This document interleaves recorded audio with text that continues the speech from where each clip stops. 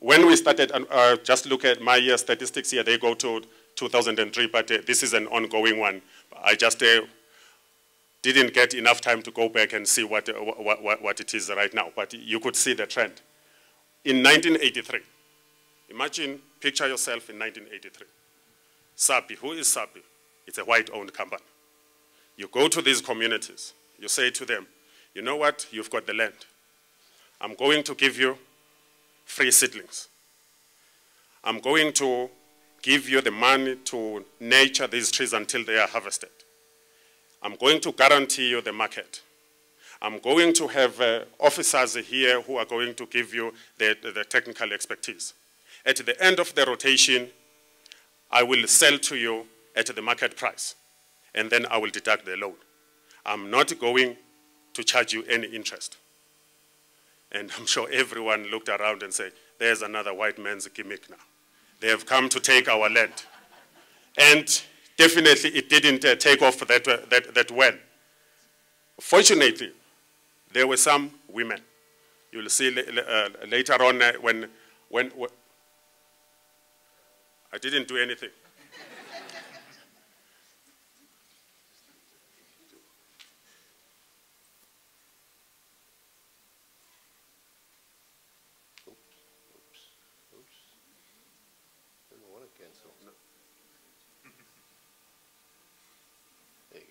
Thank you.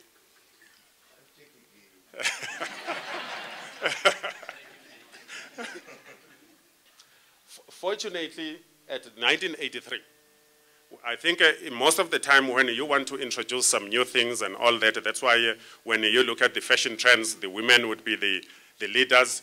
You go to women. So eventually they failed with men, and then we started with, we went to women. And the reason also we went to women is that at that particular time, a lot of men were out here in Gauteng and all that as migrant laborers. And it was easier. So some women, they had faith in it. When it started, it was slow. I think it was about 8 growers or so. And then when we started harvesting, and we delivered, deliver on your promises. Unlike some other people who make promises and they don't deliver. I'm not going to say who are those people, you know them. You deliver on your promises. When you deliver on your promises, people will do wonders for you. And after that, it just took off. And I came here in the middle of 96, and I looked at it and said, wow, look at these people. They are sitting on a pot of gold. Of course, I was selfish because I looked at it. It was going to make a difference to most blacks that are out there. I said, as now a corporate person that is entrusted with this, I will make sure that we run this thing. And at that time, when it was run, the department that was running it, if you didn't perform very well in your primary role, then you were given to Project Grow. So first of all, I had to lift those people just to motivate them, to make them be aware of how important this was. And then once I've got that stuff going, we started working with them personally. I traveled those distances with them, and it made a big difference. General managers were too important to be out there in the field. They had never gone to them. So when you have now, as a general manager, you go out there, and everyone is embracing it, and then it just took off. If you look at it now, let me just show the Zululand. The Zululand one, here you will have more, because of the area, you would have a higher average area per individual as compared to the Southern Natal, because the Southern Natal, I think it's densely populated. But the trend is the same even in Southern Natal. And here, it's because I wasn't happy with the way we ran it, so we changed some of the things. That's why we didn't have a lot of plantings at that particular time. The moment you take interest in any project, you are closer to it, you get to be educated more. I think somebody once said, a desk is a dangerous place from which to view the world. So you need to be out there where the things are happening, and then you will get all the information. And then you can act accordingly. The total area, this is up to 2003, 2004. we had just almost 17,500, and these are 9,500 growers. And imagine now the dependents. When I said earlier on, there are about 6 or 5.47 people per household when you have all these growers now.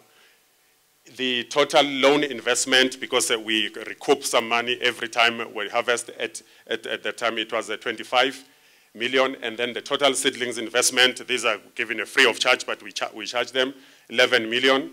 And then the annual turnover, that's the most important thing. The annual turnover, this is the sustainable turnover, 57 million of the money that is going to the project. Bearing in mind that over, I think, 30% of the people were earning less than 200, over 50, and then over almost 50% of the people earning less than 500. So now you inject this in those communities. If you inject it in Sentin, no one will notice the difference. But you inject it in that area, definitely there is a vast difference.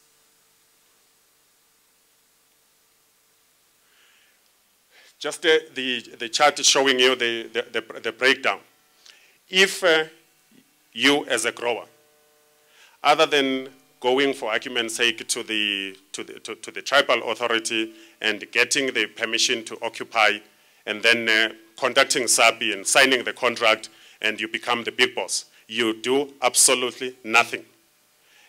At the end of the day, and right now I think the price of timber, depending on where you are, but on average, let's say it's 470 rands per ton, so you will be getting that 30% of 470 for doing absolutely nothing.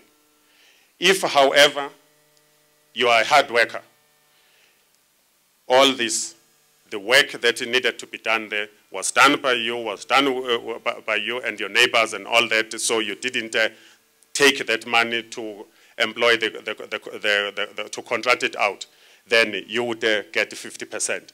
And then this is the loading. There are a few people who have got their own loading equipment, and then the harvesting and the short haul.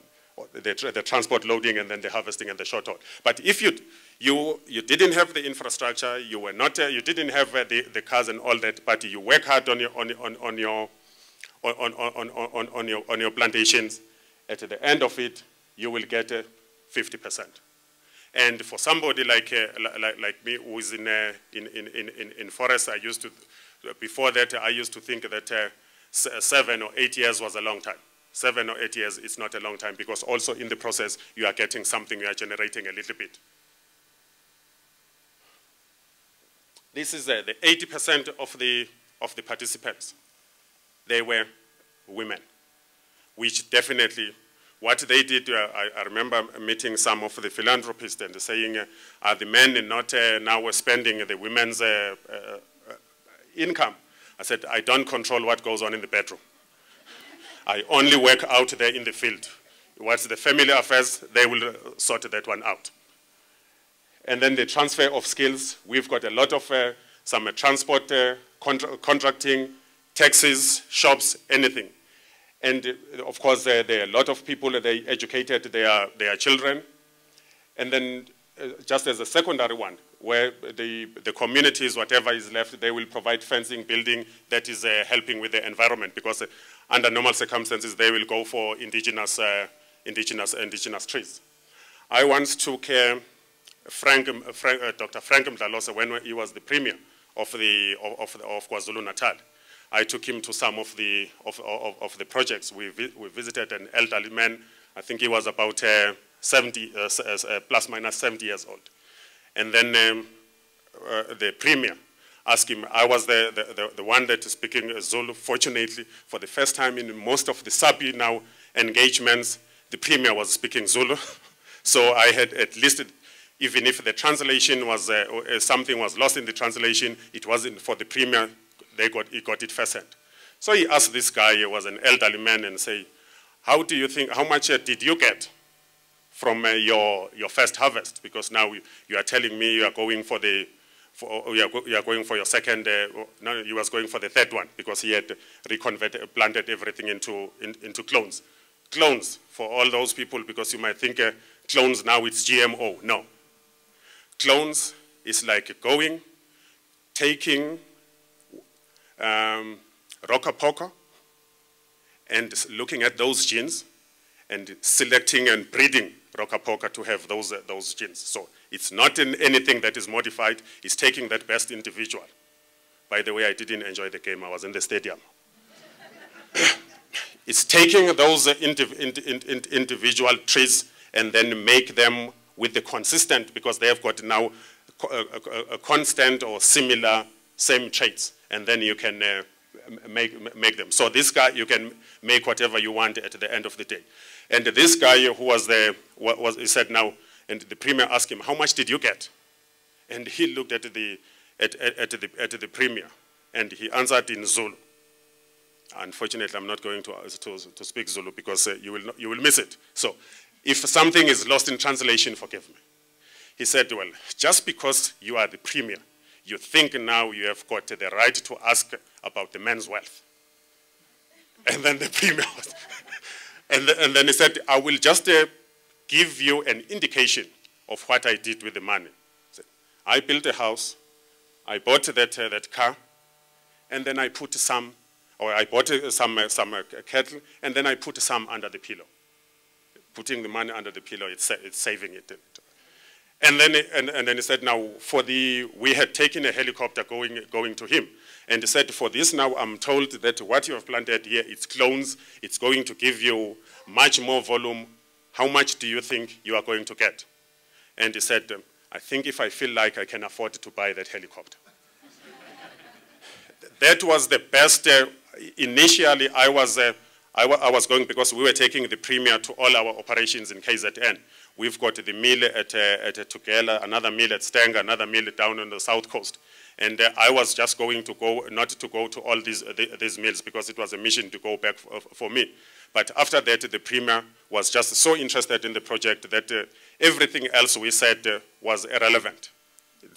And then I ended up going all the way to Psycho with him, because that's how we had organized the talk. But it was unbelievable. I had to translate it for my colleagues. That was the best testimony.